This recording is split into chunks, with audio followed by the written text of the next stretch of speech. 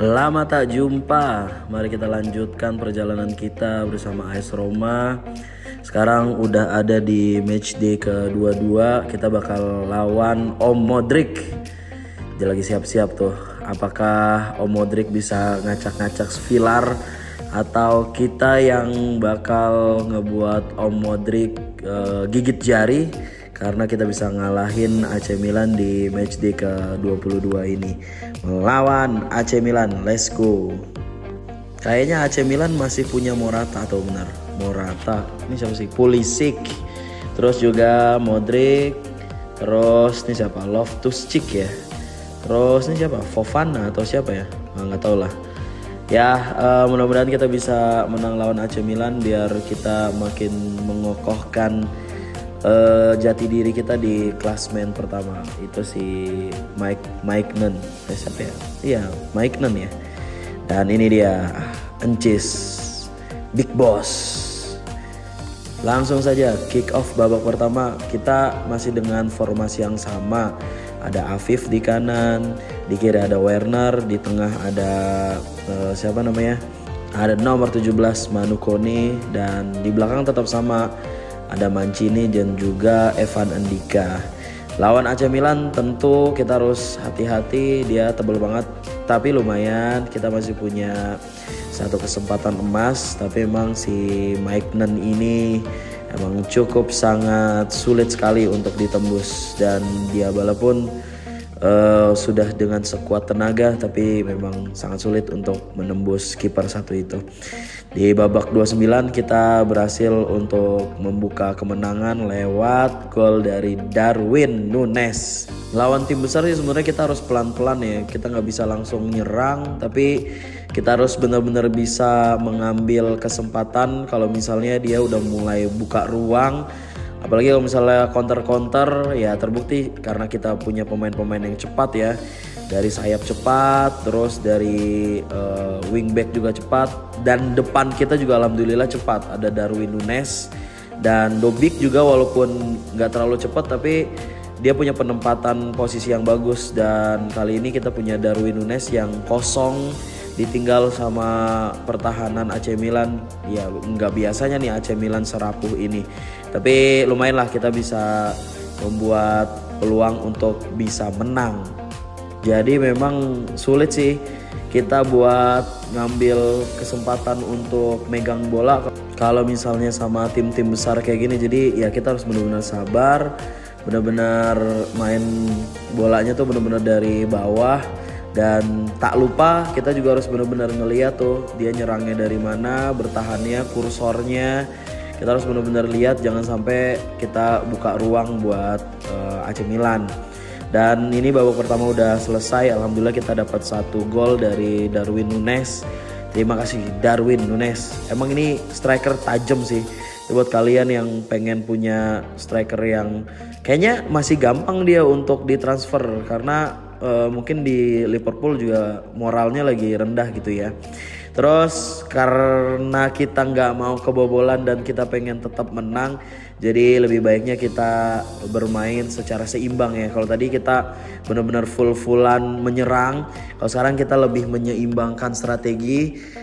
Kita punya 3 back bertahan dan kita punya 2 sayap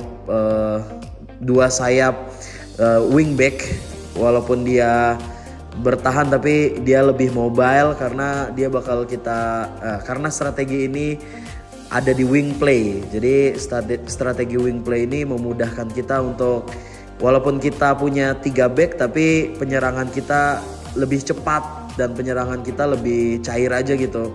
Karena biasanya kalau kita punya 3 back biasanya kita lebih cenderung bertahan, tapi dengan formasi 5-1-2 ini yang holding ini lumayan kita masih bisa menyeimbangkan strategi kayak gitu. Jadi buat teman-teman yang pengen membuka kesempatan untuk paling nggak bermain imbang atau bermain menang gitu ya dengan counter attack, mencetak gol dengan counter attack dengan tim-tim yang besar kayak gini, bisa dipakai nih 5-1-2-2. Itu lumayan enak tuh formasinya. Terus ada transfer, konfirmasi dari transfer M Loriente itu. Dia pergi kemana tadi nggak dikasih tahu, tapi itu bukan fitur yang baru sih dari EA. Kemarin-kemarin juga ada kayak gitu. Ini dia kesempatan dar. Sayang banget nggak bisa mencetak gol, padahal enak banget tuh. Dan ini dia ada VAR-nya coy. Lihat itu. Dia no goal untuk keputusannya, lihat. Bagus banget ya. Jadi fitur-fitur kayak gitu tuh yang ngebuat kita sebagai pemain jadi lebih seneng aja gitu untuk ngelihat fitur-fitur kayak gitunya. Diperbanyak dong EA. Let's go. Ini dia, kita punya kesempatan yang hampir sama kayak tadi, dan dengan orang yang sama. Kesempatan kedua alhamdulillah dia bisa ngegolin. Ejuke memperbesar keunggulan kita menjadi 2-0. Jadi kita akan lebih cukup aman untuk match ini, dan kayaknya kita tetap bisa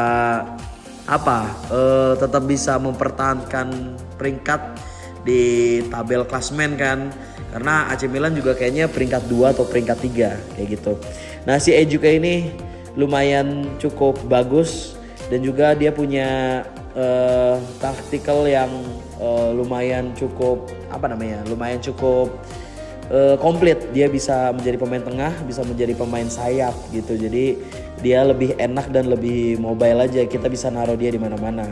Dan dia stamina dan juga kecepatannya bagus. Jadi buat kalian yang mau ngambil pemain yang cepat terus punya kemampuan yang tinggi, Ejuke ini ambil nih.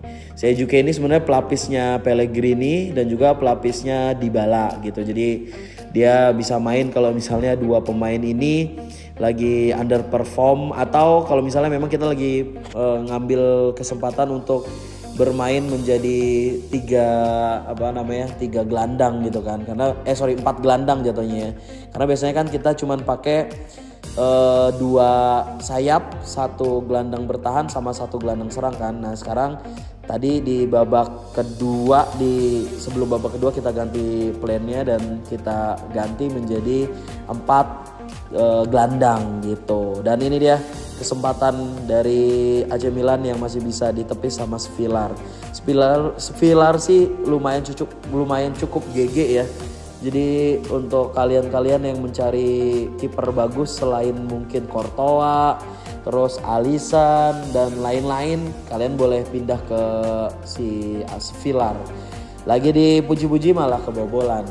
Om Modric ngebobolin kita, tapi kayaknya bakal percuma Om Modric. Maaf banget karena sudah di menit 90. Walaupun kalian bisa membobol gawangku 1, tapi kalian masih tetap tertinggal. Dan kita masih tetap aman kayaknya untuk kebobolan di belakang-belakang kayak gini. Kita tinggal bertahan, tinggal mainin bola secara lama, dan insya Allah sih hasilnya bakal tetap bagus kayak gitu. Ini ya guys, dari Om Modric menggolkan gawang kita, si Svilar nggak jadi clean sheet karena Om Modric punya tendangan yang kenceng banget. Selesai pertandingan, kita menang 2-1 dari AC Milan. Alhamdulillah banget. Mari kita lihat siapa yang menjadi man of the match-nya. Kayaknya sih Darwin Núñez ya. Pasti Darwin Núñez. Kita lihat ya. Tuh kan Núñez. Terus Angelino memang beberapa kali memang dia ngambil kesempatan untuk maju ke depan kayak gitu. Nah, sekarang kita kembali lagi ke Openda. Jadi memang sasaran utama sebenarnya Openda ya, karena nggak tahu kenapa saya suka banget sama Openda.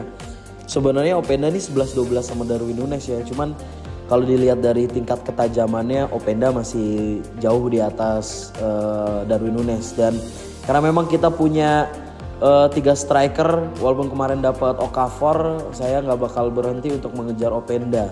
Sebenarnya ada satu lagi, Amoura, tapi target utamanya adalah Openda. Kita nggak punya cukup uang, kita minus 2 juta tuh setelah kemarin. Kita cukup punya uang untuk Openda, tapi nggak segitunya juga gitu, karena kemarin kita dapat dana dari si Cristante kan, ngejual, dan kayaknya dia juga emang nggak mau ditukar sih. Sialan banget emang nih si Openda. Jadi memang kalau udah kayak gini kita tungguin aja dulu lah, mudah-mudahan dia juga tetap berkembang, Terus atau enggak mudah-mudahan dia nanti underperform, harganya nggak segitu lagi gitu. Jadi biarinlah dia underperform, terus kita performin di AS Roma. Sulit guys, sulit. Masih minus tuh walaupun kita walaupun kita tawar-tawar, tensinya makin meninggi. Dia bener-bener pengen ngejual sih. Tuh 58, kita nawar 54, dia nawarnya 58. Kita tetap minus di 1 jutaan. Kita nggak punya uang lagi, jadi mau nggak mau kita harus merelakan si Openda untuk transfer market penutupan di pertengahan musim ini. Jadi kita nggak bisa dapat Openda. Tapi ya mungkin di pembukaan transfer selanjutnya target utamanya masih Openda. Nggak bisa, kita tetap nggak dapat, masih minus dan nggak memungkinkan untuk kita membeli Openda. Jadi kita harus mengikhlaskan Openda dan kita harus memaksimalkan pemain-pemain kayak Becker kan, dan juga Okafor. Ya itu aja lah pokoknya. Kita masih berharap sama Openda, tapi karena dia juga nggak mau nurunin harga, mau dikata apa lagi? Gak mau dia tuh, lihat gesturnya ngeselin banget. Dan tensinya semakin memerah, kansnya akan semakin tinggi untuk kita ditolak sama Openda. Di hold. Saya yakin banget Openda ini emang.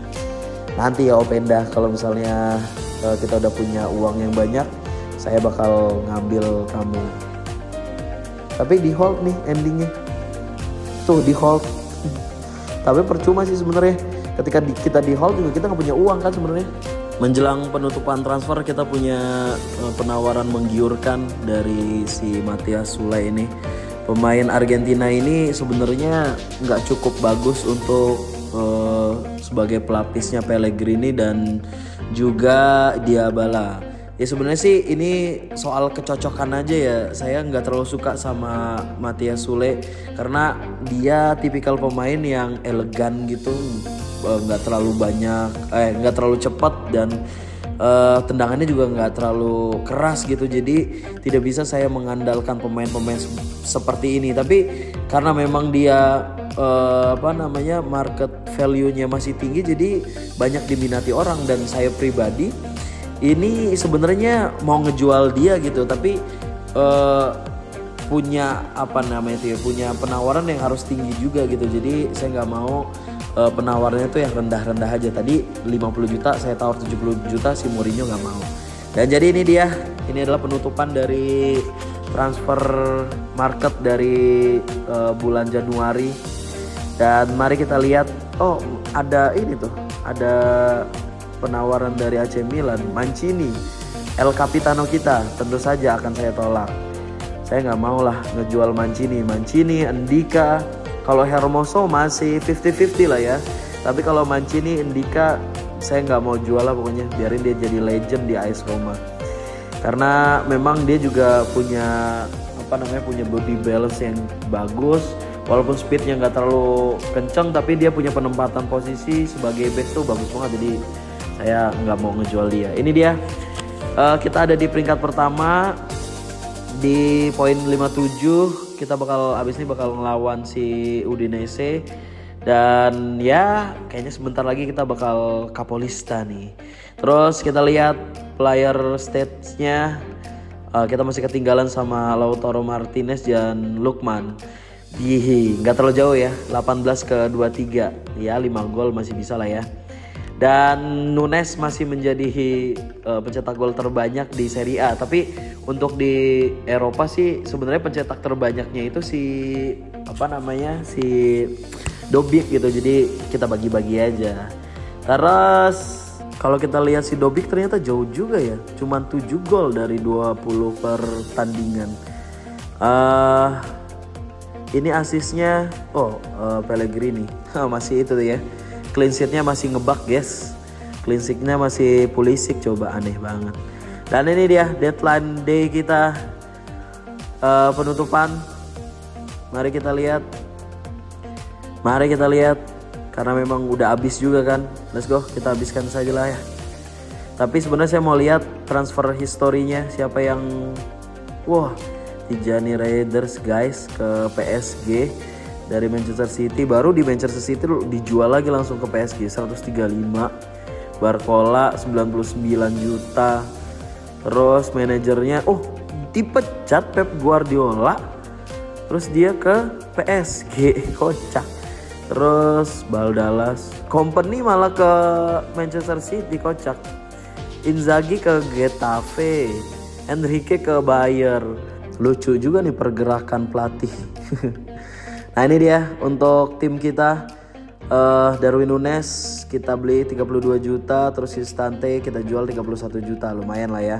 Terus kita punya Ejuke 20 juta, walaupun sebenarnya dia jadi pelapis tapi ya nggak apa-apa lah ya. Jadi itu aja untuk update kita untuk sampai di penutupan transfer di bulan Januari ini. Nanti kita bakal balik lagi, let's go.